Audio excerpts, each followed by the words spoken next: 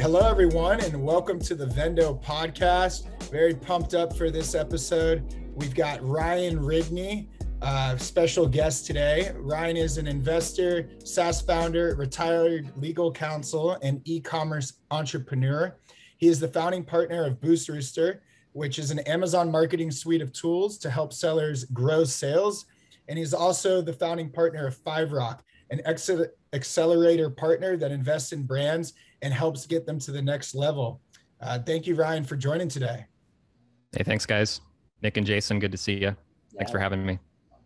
Yeah, super excited to have you on. And we've got Jason from the VENDO team on here today.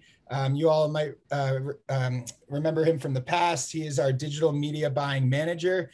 And he works with Ryan and the BoostRooster tool to help leverage and grow marketing sales and efforts for our brands here at VENDO. Really excited to dig in and go over different ways that we work together and leverage page one ranking campaigns to help our brands grow sales. So we're going to be going over a lot of fun things. We're going to be talking about the past, present, and future of driving page one ranking. We're going to be talking about some best practices, some integrations, and different tools that you need to complement the BoostRooster suite, different timing of the campaigns, and really all the best practices to help you better rank and grow sales on Amazon. Sounds good. Let's do it. All right. So yeah, Jason, if you want to take it away, man, and we can jump right in. Yeah, perfect. So kind of as Nick mentioned, we work with a ton of ambitious sellers who are, on the Amazon marketplace, but we also understand how important it is for brands to be on page one, since that's where, over 80% of the sales happen on a search basis. So, what we've seen is it's becoming more and more challenging for smaller brands to obtain that keyword market share that they need to. So we have some best practices in-house that we've developed, which is what we're going to get into in a little bit. But wanted to, really focus our efforts today then on kind of explaining to the audience what the search, find, buy, methodology is based off of, some of our other ranking manipulation tactics have kind of gone by the wayside in the last couple of years. So we can discuss kind of what, used to be being done and then where we've seen the best success going forward. Yeah. And I'm happy to provide detail for all that past, present, future. And my experience, I run my own e-com brand and I've helped build BoostRooster because of the need for a tool that does a specific purpose, right? And I have some other methods that I hope we have time to go over to for driving consistent, like organic traffic to products too, to raise organic ranking. So yeah, super important. So I was just going to say, make sure to listen till the end, everyone. There's going to be some additional nuggets at the end there. Yeah. So if it's cool with you guys, I'm just going to share my screen and go over past, present, future, and then some tips so we can get right into it. Let's do it. Okay. I'm calling it future-proof organic ranking mindset. And I was speaking with Jason and Nick before the call, and they said they wanted me to cover past, present, and future. So the differences between what used to work, what's working now, and what I think is the trend and what's going to work going forward, right? So in the past, and this is for Amazon, and we've seen this on other search engines too, because essentially Amazon is a search engine. I'm going to talk about where we've seen this before and where that search engine progressed over time. So in the past, with Amazon, you could trick the algorithm into thinking you're relevant for keywords with link manipulation, add to carts, using a whole bunch of different computers to buy products and act like the product deserves a ranking that it doesn't. They've mostly plugged all those holes that are really easy to take advantage of. There's some that are still there, but I think they go away pretty quickly, or Amazon penalizes people who take advantage of those holes. So what we want to do is, in my opinion, avoid those things where you're just basically trying to trick Amazon into thinking you deserve to be there. What you want to do is think, what does Amazon want to reward? And then feed that algorithm in the real way. So the past, I would say these link tricks, things like that, you want to generally avoid that type of thing. And just to add to that, so that's definitely what we've seen as well, from kind of stuffing keywords into the link manipulation, which you mentioned, creating super URLs and or two-step hidden URLs. Overall, I think in the past, it was enough to just add keywords into there, drive conversions and trick the algorithm. Yeah. But as Amazon caught onto that and has kind of worked to eliminate that, now our goal has shifted really into, setting up a program in which case Amazon thinks that we're organically driving this traffic then to their website. Right. And I actually used to have a tool a couple of years back that made links because that seemed like it was super useful, and I discontinued it because it was too hard to keep up with what worked, and I didn't really even want to go down that path anymore, so I shut it down entirely. So that's another conversation. So present, what is working now, and I think will continue to work, driving full price sales. That's what Amazon wants. They want people to buy at full price, and they want it to be based on real demand, right? Other things they reward that results in more organic rankings. So consistent traffic from some other sources that comes into Amazon, buys your product, because when you're comparing a product that's just on Amazon and it's just getting sales through keywords versus a product that's similarly optimized that has like one or two other streams of traffic coming in, the one that has more traffic and more consistent sales is usually going to elevate above the other one over time. All other things being equal, but sometimes there's products that are a lot more unique or they're optimized a little bit better, and those can still outrank. But generally, if they're equal, the one that has more traffic and more sales over time is going to elevate. And rebates, they do fit into the strategy for getting that awareness and kind of elevating above all the riffraff in there to tell Amazon, I'm getting full price purchases, like take a look at me. And if you're converting well after that, then that can be a good way to kind of elevate above all these other people that are similar to you. In the future, this is really, I think, what everyone has to focus on if they're building a real brand. And, from working with FiveRock, which I'm looking at brands to invest in, I see a lot of Amazon sellers. They're just creating accounts to sell commodities. They're not really giving any thought to who would be buying this. Like, can I create an ad for this that people would want to go and out of their way and buy it? Or is it just like, example, somebody I was looking at, he was selling like legs for furniture. And it's like, how are you going to advertise legs for furniture? It's like when somebody's furniture leg breaks, like, yeah, they're going to go look for it. But like, it's just such a boring product. Like, how are you going to create a brand around furniture legs? Unless it does something like adjust the height or something like that's really unique. Like, it's so hard to do it. And I see so many people building like these keyword specific brands that it works, but until it doesn't, then you have to compete with people that are black hat ranking. And it's like, you can't build organic demand for that type of thing. So I don't know if you guys have any comments on that sort of thing. Yeah, totally. And I think this is a trend that we're seeing, with the marketplace, Amazon in general is, Amazon, of course, always wants to give customers the best experience and, for a while and still, that's providing, basically every product you can imagine in a convenient and efficient way. But at the same time, they've understood over the years that brands don't want to be on a marketplace where there's all this clutter and low quality products, right?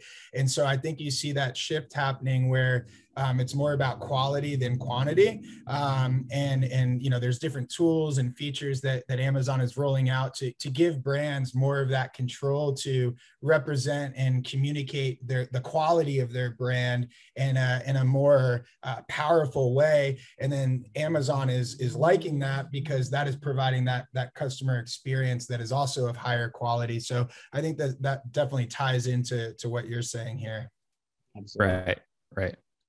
So the future trend I see is it's going to, and it actually already does, but it's going to continue to financially make more sense to do things the right way versus trying to trick your way to the top of rankings. The amount of time and effort it takes to chase all these methods to rank, that could be better spent on generating real demand externally and finding a way to do that. And I think people are realizing that now. Some people that I know have been overly reliant on one method to rank products. And when that stops working, their business collapses. It's not good. So rebates are good, but that can't be the only thing you do too. Yeah, I completely agree. So we'll kind of hop in later to how we complement then our rebate programs. Right. But typically then what we would make sure is that we're investing heavily on Amazon PPC. And then I know we'll touch on it later on the slides, but then also running some additional external traffic from sources like Google or other social channels. Right. Complement all those efforts and kind of bring it full funnel. Right. Yeah. So I wanted to talk briefly about like the Google search engine and what happened back in 2010. I don't know if you guys were into marketing or in the space back then when this happened. I'm probably a little bit older than you guys. I don't know, but back in 2010, I was making microsites and doing SEO, and there were some really easy ways to manipulate the Google search engine. And then they had an update that came out, like it was called the Panda update. I think it was like 2011, and they really started to change how they rank sites. And a lot of these like tricks to rank sites at the top, they just stopped working. And I was one of the people that was hit by that, and there were a lot of other people. And I kind of learned through that process, like it probably would have made more sense for me to focus my effort on building real sites and generating real links and better content versus trying to just spin out garbage content and do link farms and fake things. So I've seen this trend play out in Google. And now when you look at Google, pretty much everything ranking deserves to be there to some extent. You don't see these garbage sites anymore.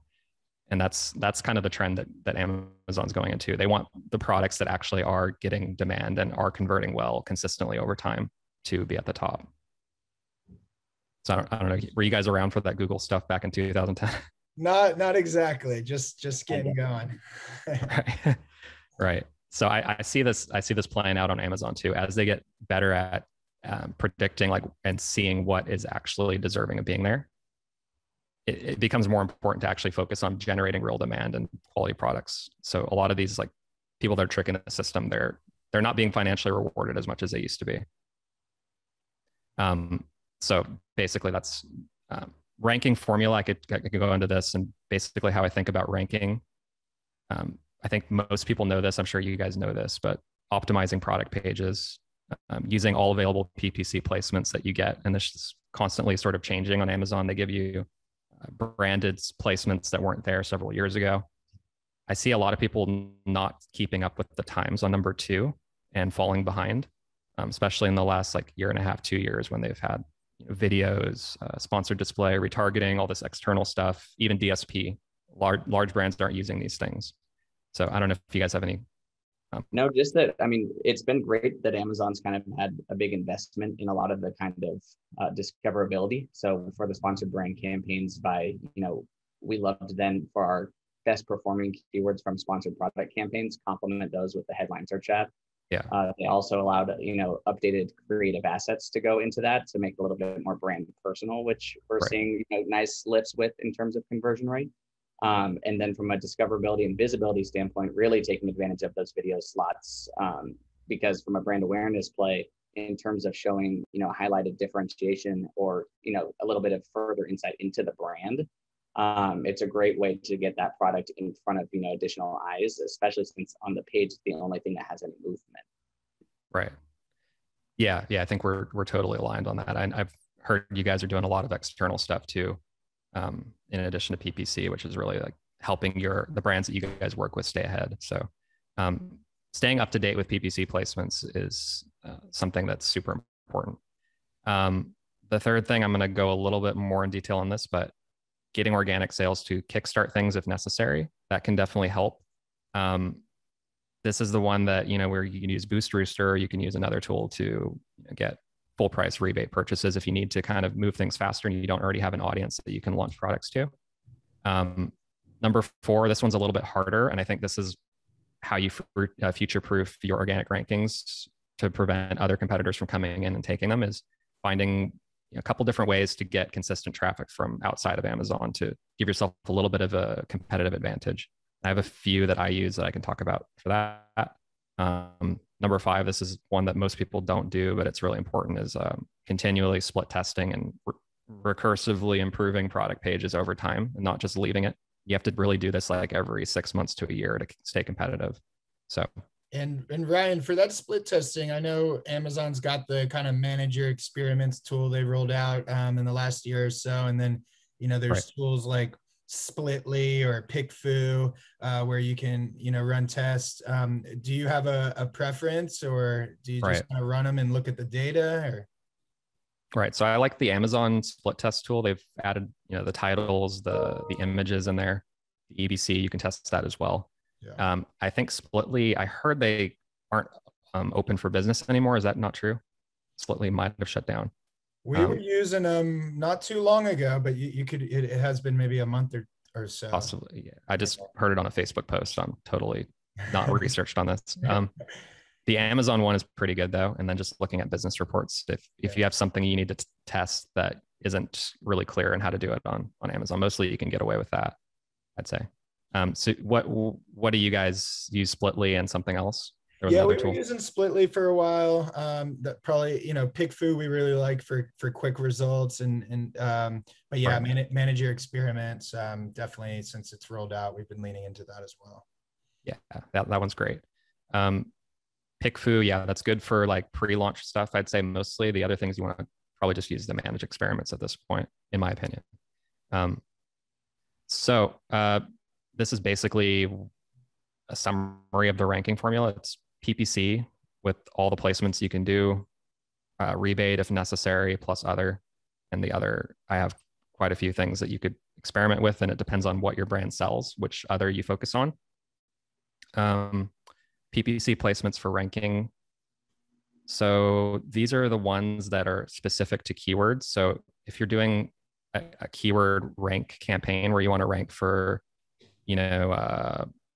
massage gun or something, you can target that specific keyword with a couple different types of campaigns. These are the ones that you can use. Sponsored brand headline can target an exact keyword, sponsored video, and then just sponsored products, regular keyword campaigns. And I do these in addition to what other external stuff I'm doing, like search, find, buy, rebate stuff, if I'm trying to rank for a specific keyword.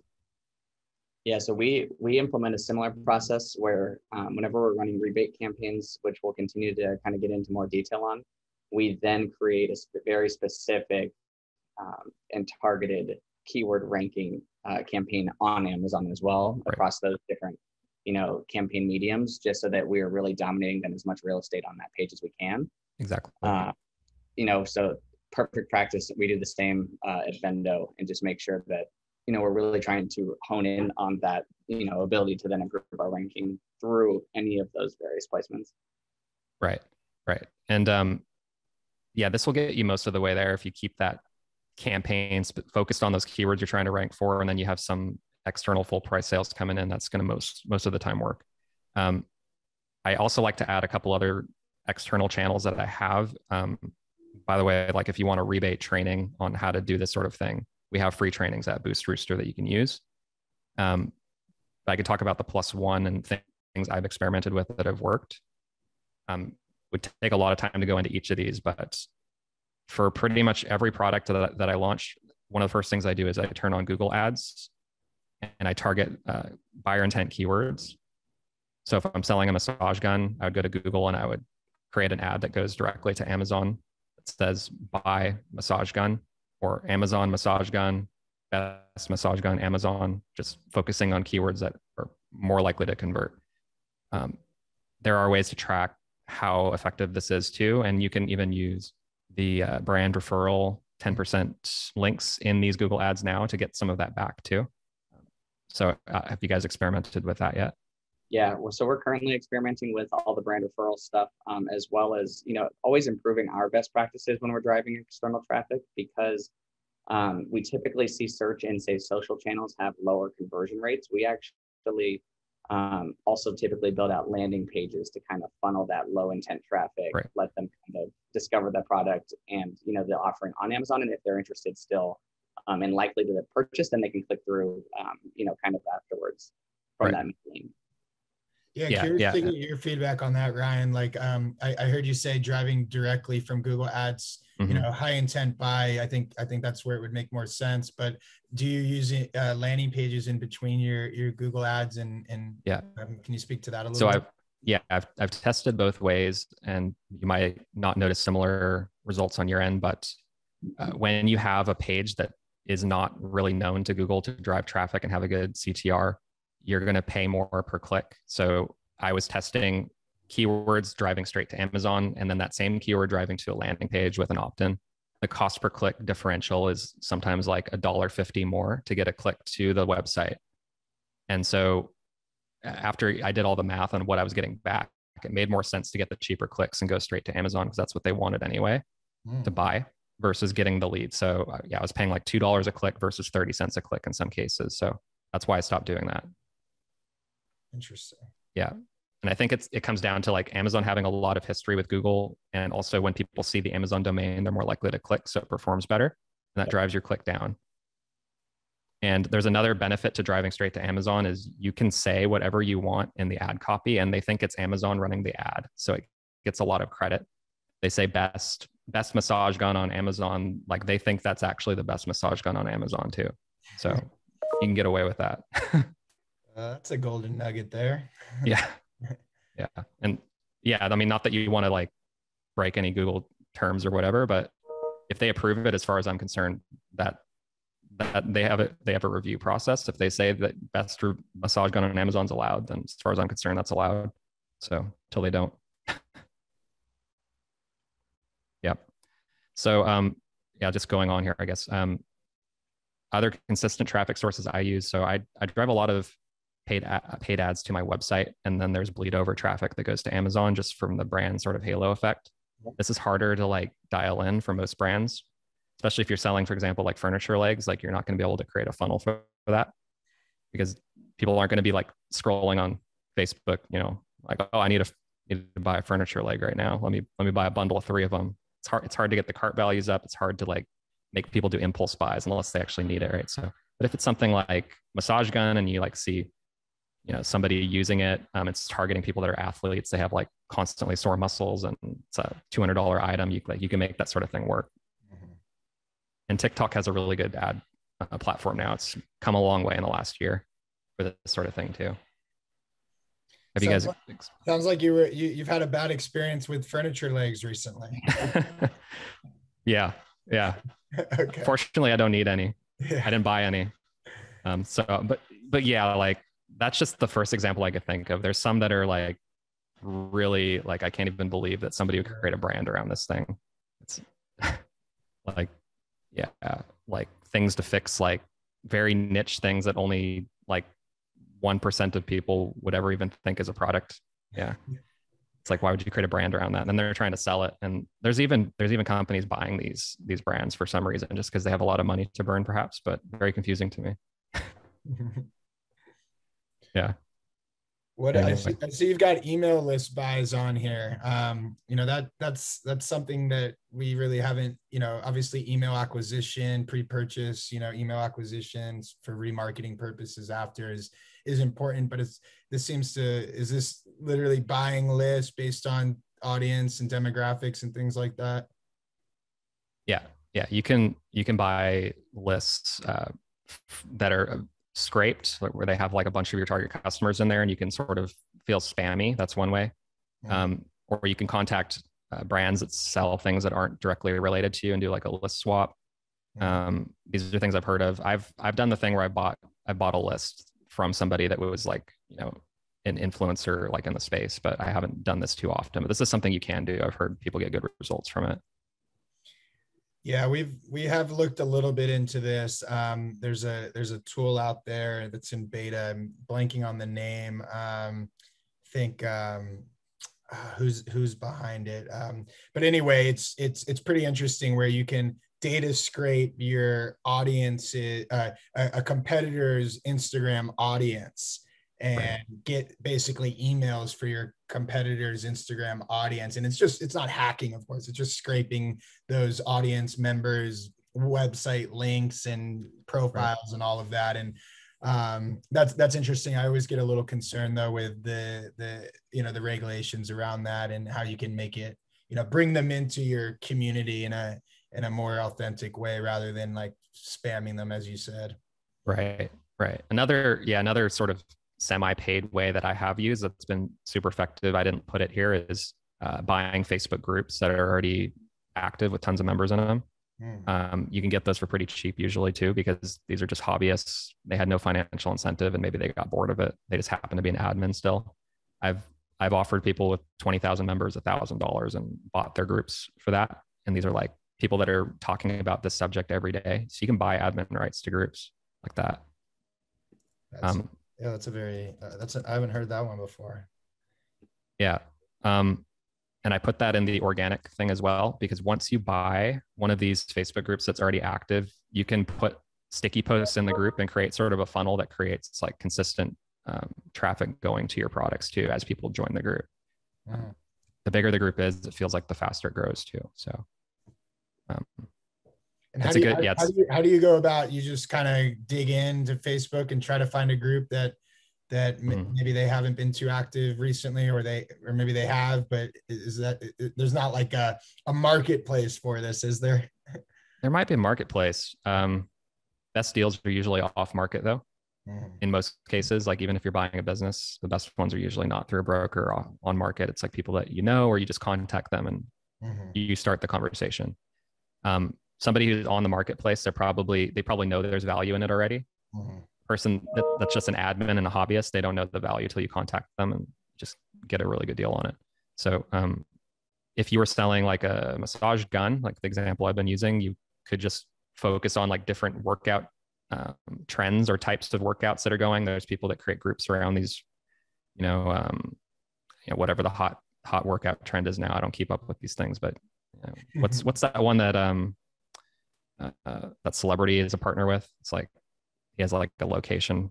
Never mind. What do you guys do? You guys work out, right?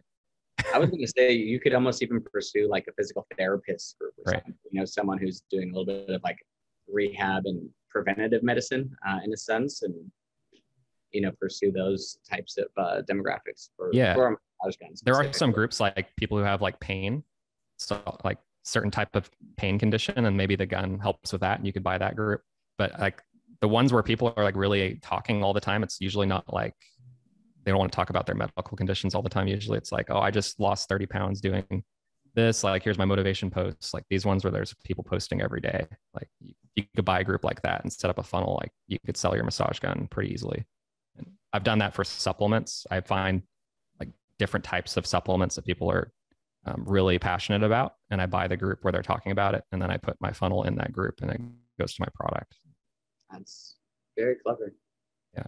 And then I even have a case where I have two groups that are pretty much identical, and I have one person managing both groups and doing the same exact thing, posting every day the same posts, and the groups are mirrored. So it's like one thing of work for twice the results, and you could just buy stat groups like that.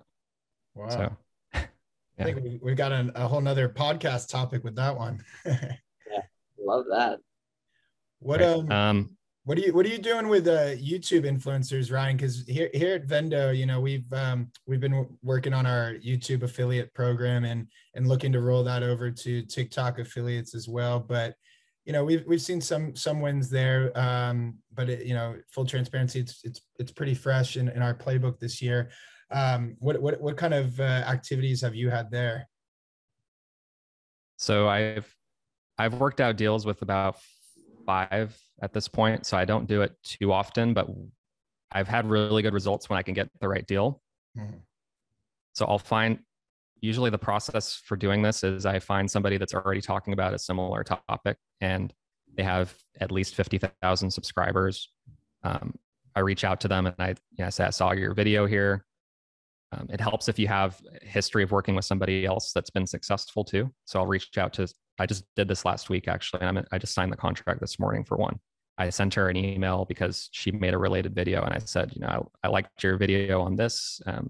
I worked with this other influencer 2 years ago, and I also sent my email list to her video. Now she's got 150,000 views on that video. I'd like to pay you to make some content, drive my audience to your content as well. And we could pay you for this post. How does that sound? Let me know. We can get on a Zoom call and talk about it. Get a pretty good response from that. And I was able to work out one deal this week that I just signed today. She has 215,000 subscribers, $1,000 for a video on her channel going over my product. So $1,000 for that large of an audience is like, it's really crazy value. Oh no, definitely. And have you tried more of the affiliate approach, or has it been kind of, it sounds more like the flat rate influencer? Yeah. I've done some where I do the affiliate links, but I like doing the flat rate better. And I'm not kind of like I guess, the typical Amazon seller, and that I want more of my traffic to go to my site at this point. And if some go to Amazon, I'm okay because that elevates the organic rankings, but I don't prioritize sending it to Amazon because I'd rather have control of the customer over on my site. Got it. Yeah. But one trick, if you do like a flat rate, negotiate into the contract that you get a link to like a lander, and you can control where the traffic goes from the landing page. So like right at the top of the video, they say, if you want to learn about this brand's product, click the link, and then you can control what's on that page. And if you want to send some to Amazon to rank something up, you could do that, or you could send it straight to your site later. Interesting. Yeah. And if it's just an Amazon affiliate link, you won't be able to divert that traffic somewhere else later. Like sometimes I've seen people work out deals and then their product gets like suppressed and they have to change the ASIN or something happens. And then that link goes to something that doesn't exist anymore. And then that's completely dead too. No, that makes sense. Having that control for sure. Right. Jason's muted. I'm not sure if he was saying something. Sorry, there's a huge storm outside my house actually all of a sudden, like kind of out of nowhere, and it's kind of so yeah, me too. I'm in San Diego and it's like thunder, and I'm like, what the heck? Right next to each other. Oh wow, thunder in San Diego. It came out of nowhere, so I apologize. Yeah, totally not used to it.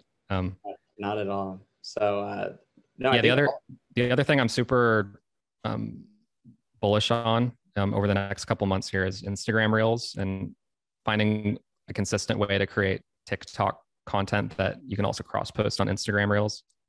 Yeah. It seems like a lot of channels and brands are really exploding because they're taking advantage of the Reels. Yeah. No, we've been, it's interesting you mentioned that. One of the brands we work with, we ran a reel on Instagram, and that reel got more reach, not necessarily more engagement, but more reach than all like 12 static posts that had been posted in the month before it. One reel, and that's just a testament to the algorithms favoring video content. Obviously, the reels are on Instagram. Instagram's trying to, keep up with TikTok's boom. And so, it came out recently where they're saying, hey, don't look at Instagram as a photo platform anymore. Look at it as a video platform. And of course, they're changing their algorithm to support that. So I was just blown away to see that. And so now, we're diving way more into reel type content, working with influencers, also incentivizing customers, for that UGC video content, brand ambassadors as well, making that like a task for the brand ambassadors to create that content. So exciting to see, over the next few months, how that continues to evolve.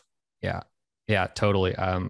I recently hired somebody specifically for the purpose of following the trends and finding ways to incorporate the products in these trending types of videos.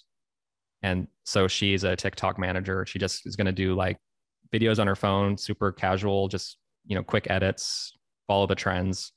And then we just take those and we cross post them on Instagram Reels. And then I just figure throw 100 darts at the board, you're going to get one that blows up.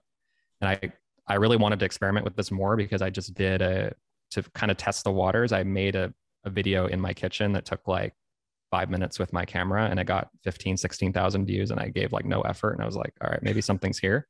Like imagine if somebody with actual talent creatively did this. So it's pretty crazy right now. Yeah, I'd say like Instagram Reels, it's kind of like your second chance to get a huge Instagram account if you like get on it before the algorithms shift, and that really gets super prioritized by people. So awesome stuff. I mean, I want to say what else, Ryan, but you've already gone over so much today. I think you've got Pinterest on here, and then Jason, if you have any remaining questions or things you wanted to go over, we can finish off. Yeah, I just have a couple, just due to the kind of the timeline of the year, and kind of getting ready for holiday, Black Friday, Cyber Monday. We're already at VENDO prepping, with all of our clients to kind of get, everything prepared ahead of time, obviously, so that we're ready for that big ramp up. So kind of going back to page one ranking, we love running, the page one ranking campaigns year round, but especially, running them then ahead of a big holiday or a big event where there's going to be big promotions.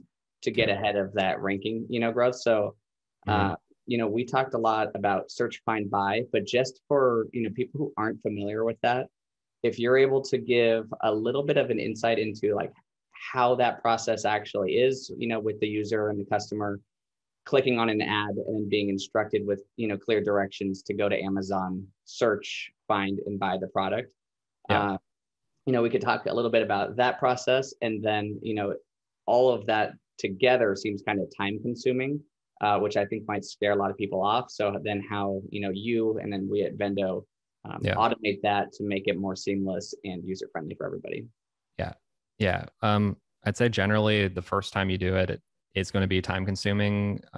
Even if you use a tool like we've built, it takes like, I'd say at least 30 minutes to really like set things up and kind of understand how it's working. Like that's not including the videos, but once you understand the process, I can set these up in 5 minutes. The process for the customer looks like, they're on Facebook, they're on Instagram, they see a static or a video that says run a limited time deal, get 80% cash back. They click a link, sends them to Messenger instructs them, here's the product on Amazon, here's the price, here's how to find it, the keyword that you can search to find it. Then the Messenger process sort of walks them through how to get their deal, how to claim it, what the terms are. And then the Messenger bot will handle connecting all the dots so that they can get their rebate from your account. So our tool helps make that rebate, like ad and rebate and Amazon process all connected. And we wanted to make it easy enough that somebody without like a crazy marketing team or somebody that's just doing this on their own, like they could figure it out if they wanted to. People that work with Vendo, like they're lucky they don't have to do any of this process or manage it. Like that's probably the easiest way. But I do know a lot of people that do this on their own too, and it's doable, but it's time consuming. So you have to decide, like, do you want somebody to run it for you, or do you want to do it on your own? Yeah, we love the automation because for us, then obviously it becomes more scalable. So understanding how the chatbot works and setting up that flow so that really then once you get your campaign live, for the majority, we still have eyes on those campaigns every day, right? But that the chatbot can handle most of them, the rebate distribution, which is really nice. Right. Yeah. And before we built this tool, there was really a high probability of messing something up for people. Like when I used to have to do these on my own, there's so many things you can do incorrectly that, like, say you don't check your daily limits. You could give out 500 rebates in an hour if you're not paying attention. You don't have a system to check those. Yeah. Your ads could completely not be connected to the right chatbot, for example. Like that's another thing that could happen. You could be spending money on ads and then the chatbot's broken, or the chatbot itself just filling out all the flows. Like that's really the most time consuming thing. So our system has like a survey based system where you just say, here's my product title, here's the price, here's how many I want to give out. And then it goes in and automatically like populates those things, connects the dots in like a couple seconds. So you don't have to go in and edit a ManyChat template like I used to have to do, which was really annoying. And then in terms of like incentivizing customers through all your experience, what is the, like in terms of a percentage off the product? Obviously on the highest end, 100% is going to have the best ad performance, but what's the lowest percentage you could rebate to get people to still click through if you wanted to maybe continue to run the campaign in more of a maintenance stage? Yeah. Like between 50 to 80% off. Yeah, I've never done anything other than that range. I've never done 100% because I didn't like the customer quality that would come in when you do that. There's a lot of groups of people that just want free things. And if it's not free, that will deter like most of them. Then there's people that get rebates and they try to scam the system so that the brand gets screwed over and they just get a free rebate. There's customers that do that too. So we had to build our system to stop that to some extent the best we could. I don't know if this is exactly what you're asking, but if you give 100, if you're giving 100% off, like you're going to get a lot of these low quality buyers that they want to cause trouble for your account. I'd say like they're just going to try to leave bad reviews. They're going to try to report your Facebook ads. They want things without any effort. So 80%, 50%, that's like the range. That's perfect. And then how long typically would you say you would run these campaigns? So if someone was prepping right now to try to ramp up ahead of, Black Friday, like what would the best practice be in terms of the duration of the campaign? Yeah. Longer term, I think is better. And if you have like a brand new Amazon account, don't run these too aggressively. You need to have a good balance of where your customers are coming from.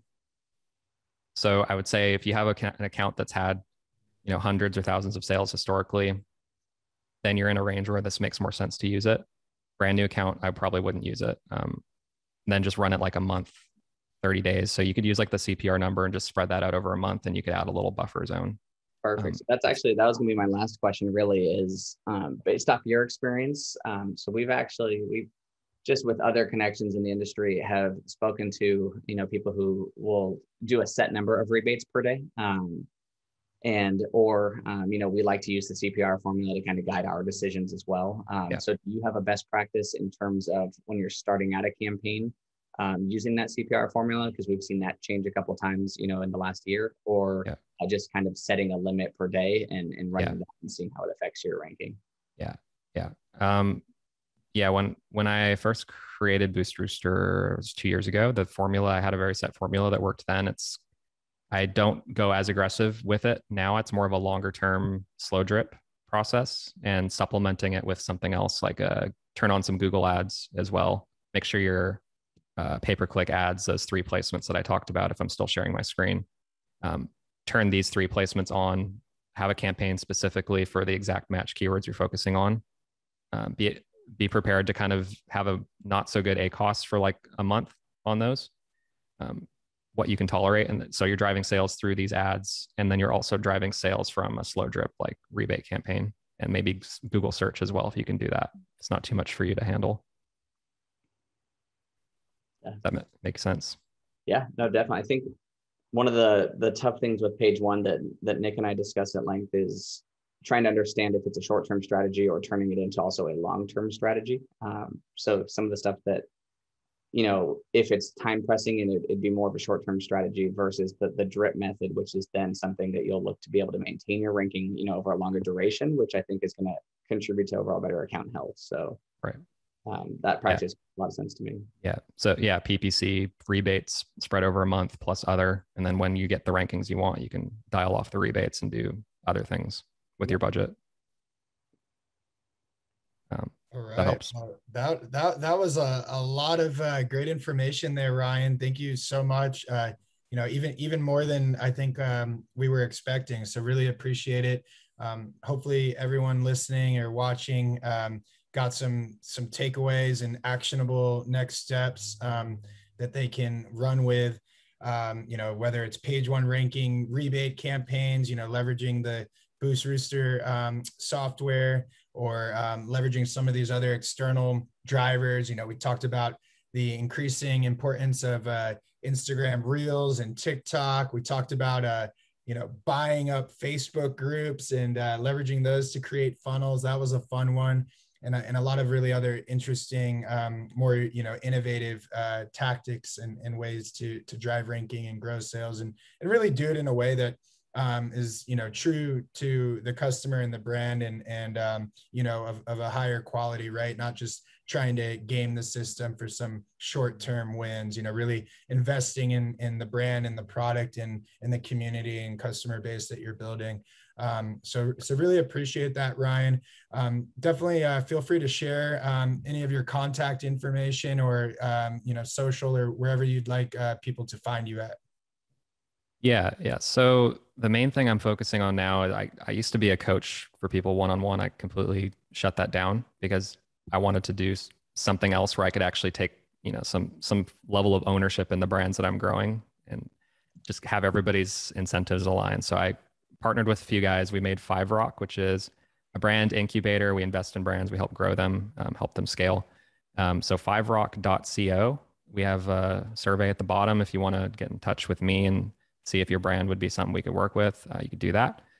Or if you want to also go to BoostRooster.com, we have free launch trainings on there as well.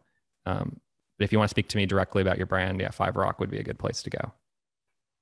Awesome. Thank you, Ryan. And everyone else, if you'd like to reach out to Vendo, YouTube, Apple, Spotify, SoundCloud, Instagram, we post our podcast there every week on Tuesday, or feel free to email us directly at hello@vendocommerce.com.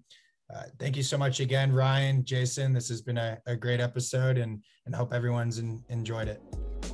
Thanks, guys. If you need more details on those things that I brushed over, happy to help you in a future pod.